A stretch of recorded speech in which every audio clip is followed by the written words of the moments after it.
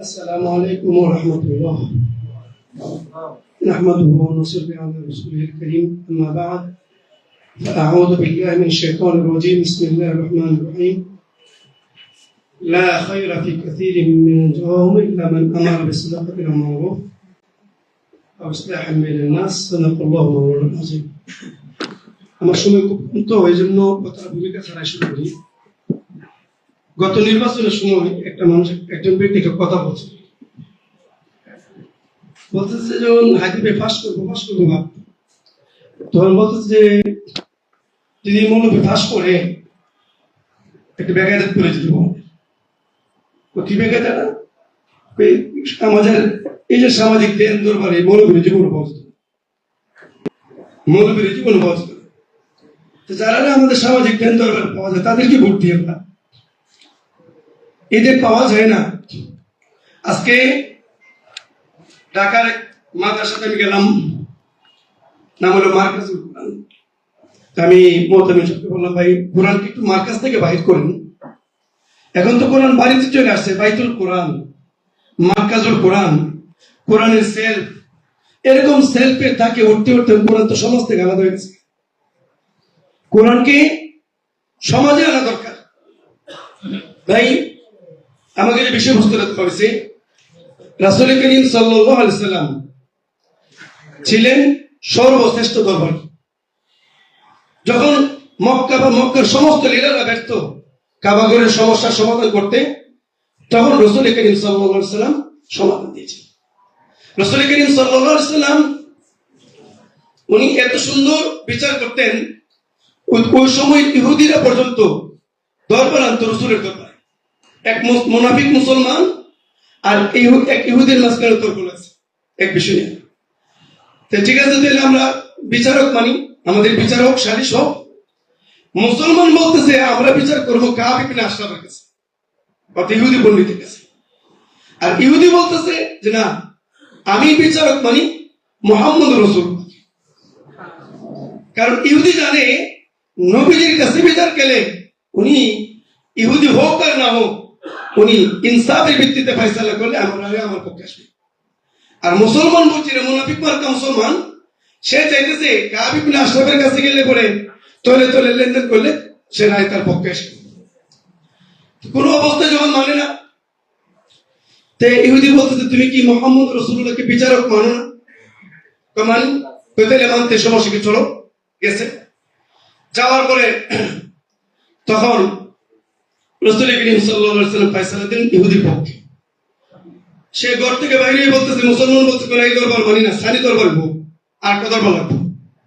ইহুদি বলতেছে ঠিক আছে, সানি দরবার হোক, সমস্যা নাই, কিন্তু দরবারটা কোন ইহুদি করবে না, কোন মুসলমান করছে। তাহলে তুমি কারে মানো? তাহলে ওমরকে মানো। ঠিক আছে, দুইজনে মিলে ওমরের দরবারে গেছে বিচারের জন্য। ওমর কেন দরবার করবেন, বিচার করবেন। তখন ইহুদি বলতেছে যে ওমর, বিচারটা করার আগে একটা কথা শুনতে হবে। এটা আর একটা আদালতে একটা রায় আমি পাইছি। কোন আদালতে? মুহাম্মদ রাসূলুল্লাহ আমার পক্ষে রায় দিয়েছে। কোন বিচার করছে? অবশ্যই বিচার করছে। কোথায় একটু দাঁড়াও। ঘরের ভিতর গেছে, গেলাঙ্গা দরবারে নিয়ে আসছে। আয়েশা ওই যে মুনাফিক মার্কা মুসলমান, তার একটা আঘাত করছে তার মাথায়, পাকা তালের মতো, এরকম মাথাটা ছিটকে জমিনে পড়ে।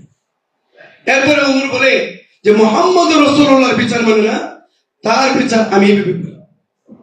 তো ঘটনার ইতিহাস আপনারা ওলামায়ে কেরাম জানেন, সমাজের অনেকে জানেন, আমি সেদিকে যাচ্ছি না। আমরা বর্তমানে আমরা সব বিচার করতে পারবো না। কোরআনের আইন হলো দুই ধরনের, এবং বর্তমান সামাজিক আইন দুই ধরনের। একটা হলো আইনের বিচার, একটা হলো আপোষের বিচার। যেমন হত্যার বিনিময়ে হত্যা করে আইন, আর দুই পক্ষ যদি মিলে যায় তখন আপোষ করা যায়, সিস্টেম আছে। এরকম ভাবে বর্তমান আর বাংলাদেশেও দুইটা আইন আছে। একটা হলো আইনের বিচার, আইনের বিচার করে কোর্টে, একটা হলো আপোষ মীমাংসার বিচার, এটা করে সমাজে। দুটোটাই আইনগতভাবে বৈধ।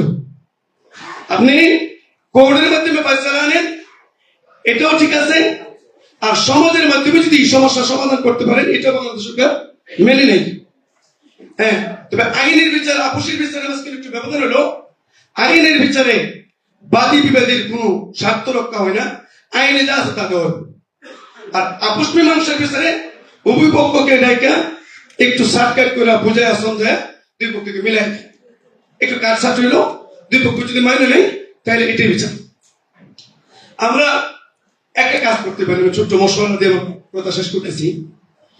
আমরা প্রত্যেকটা ইউনিয়ন, একটা ইউনিয়নের মধ্যে একটা বড় মসজিদ, কেন্দ্রীয় মসজিদ থাকে, ওই মসজিদের ইমাম সাহেব, ওই এলাকারই একজন অ্যাডভোকেট, এবং ওই এলাকারই যদি কোন একজন মুফতি সাহেব থাকে, মুফতি সাহেব, এবং যারা রানিং দরবার করে, আওয়ামী লীগ, বিএনপি, জামাত, তুমুক তুমুক বিভিন্ন দলের নেতারা যারা সবসময় সামাজিক দরবার করে, এই দরবার সাথে অ্যাড হইয়া মসজিদের কমিটির গুরুত্বপূর্ণ ব্যক্তি, ইমাম এবং মুফতি সাহেব অ্যাড হয়ে যদি বিচারটা করা হয়, পারিবারিক সমস্যা সমাধান করা হয়, তাহলে ওই গ্রামীণ দরবারে যে ঢালাওভাবে অন্যায় বিচার করতো, এই অন্যায়ের মাত্রাটা একটু কমবে, হয়তো একবারে পরিপূর্ণ কমবে না, একটু কমবে। আর দুই নম্বর, ওলামায়ে কেরাম এই গ্রামীণ দরবারের সাথে থাকতে থাকতে গ্রামীণ বিচারগুলি কেমনি করতে হয় এই ভাষাগুলি শেখা দরকার। আজকে একজন আলে আমার বলতেছে, ভাই চেয়ারম্যান দাঁড়ানো, আর জীবনে বলবো না। ও কেন পারবো না?